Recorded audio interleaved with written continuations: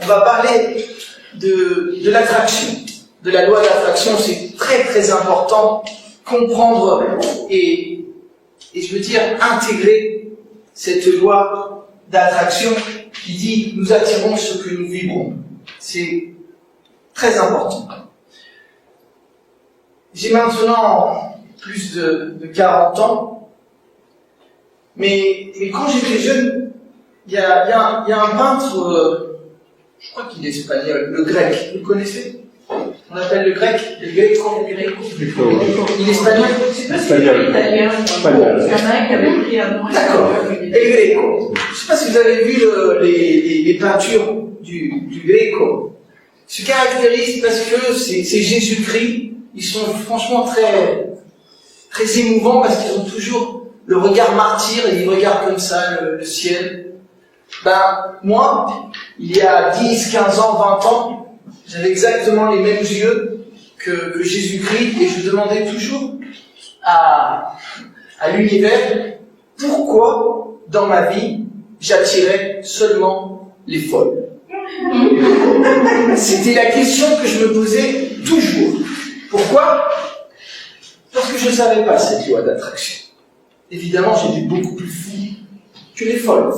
Mais c'était quelque chose de systématique. J'allais dans un bar, et il y avait 2 filles, j'étais avec un copain, vas-y, choisis, essaye, et je choisissais, et systématiquement, je me renseignais toujours que la cousine, la sœur, l'amie, était beaucoup plus tranquille de ce que moi j'avais choisi. C'était systématique.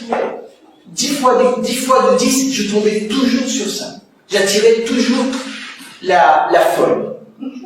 Donc, une des choses qu'après j'ai appris, c'est que il y a un grand mensonge dans le monde physique qu'on nous a appris.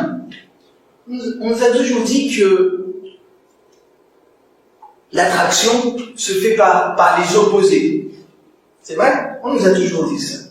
Donc, c'est rigolo. Parce que, en fait, dans le monde métaphysique, je vais le dire d'une manière très très simple. On va attendre. Je vais le dire de manière très très simple, mais ce qu'il faut comprendre, et il faut essayer de le mener à tout notre environnement, c'est que une énergie basse attire une autre énergie basse.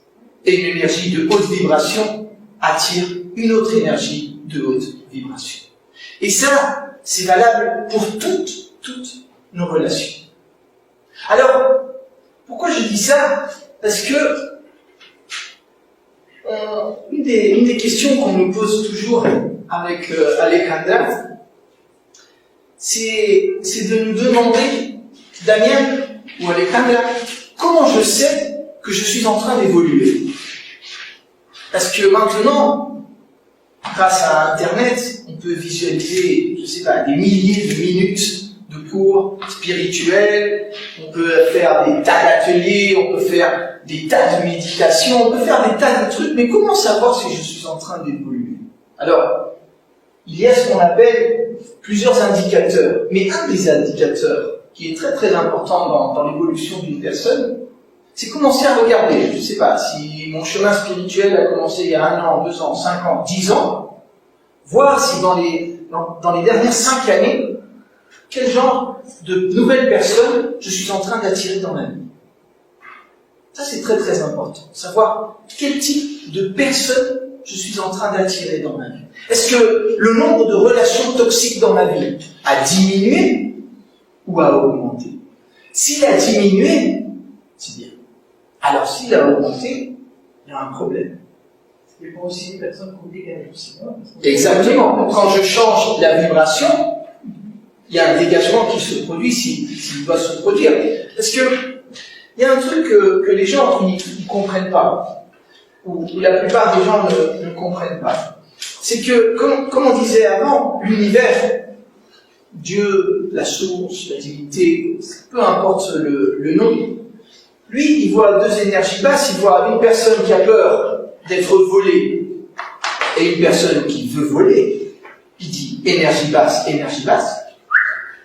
on rassemble. On a fait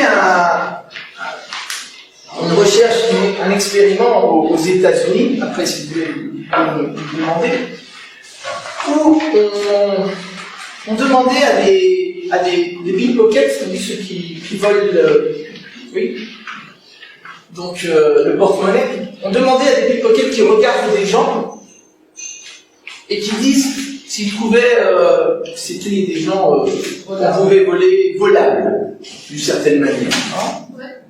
Donc, et il leur présentait des gens, on va dire, normaux, qui finissaient le travail à 18 heures, stressés, comme ça, et on montrait des gens qui finissaient un cours de méditation, de yoga, on va dire qu'ils avaient élevé leur énergie.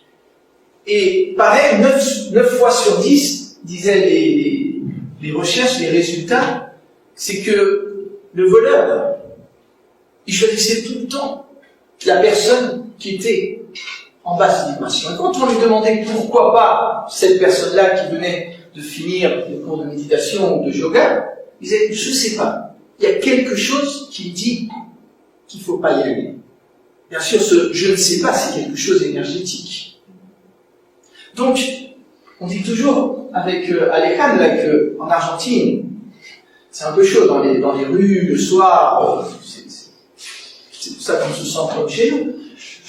Ce qu'on fait quand on marche tout seul dans la rue, on commence à faire de la respiration, on commence à changer notre énergie. Et ça marche. Heureusement, ça marche. Et c'est pareil avec l'énergie des maisons, avec tout est pareil. Donc, une des premières choses que je vais voir